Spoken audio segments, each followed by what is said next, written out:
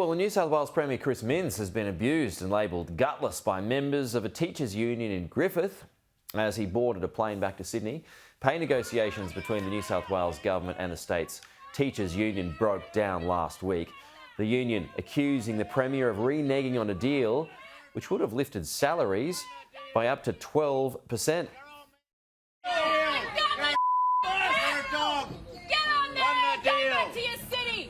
You're all man to be embarrassed. We put you in, we'll get you out! Joining us live now, New South Wales Teachers Federation Acting President Henry Rajendra. Henry, good to see you. Thanks for your time this morning. So what's he done? What's he done to warrant the abuse? We struck a deal back on May 31 that would have elevated teachers' salaries in New South Wales for our beginning teachers and for our top-of-the-scale teachers to the highest in the country. We are in the middle of a staffing crisis where so many schools are going without the teachers they need to cover the classes that they have for their students. This deal would have been the pivotal moment that we would have been able to recruit and retain the teachers to our system. The deal was clear.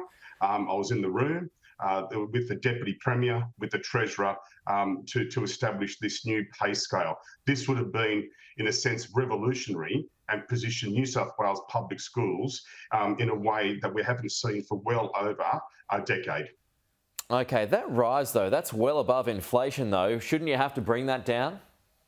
We've had a very long period of time caught within a wage cap that has artificially suppressed teachers' wages to the point that our wages are no longer competitive, not only with other like degree professions, but also we are no longer competitive with other jurisdictions such as the ACT and Queensland.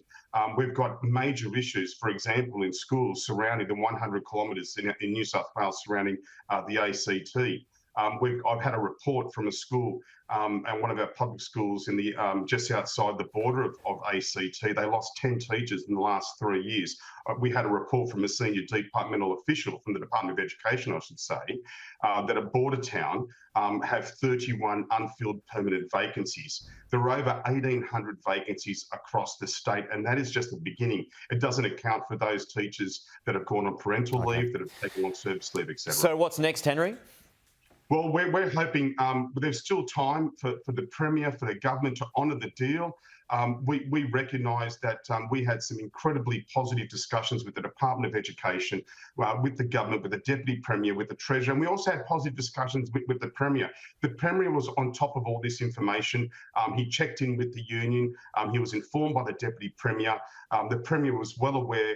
He has a really positive opportunity to re-engage. Let's establish this. Let's create the peace that he's calling for, because we're ready. We're ready to sign up. This whole deal, it comes into implementation on the 9th of October.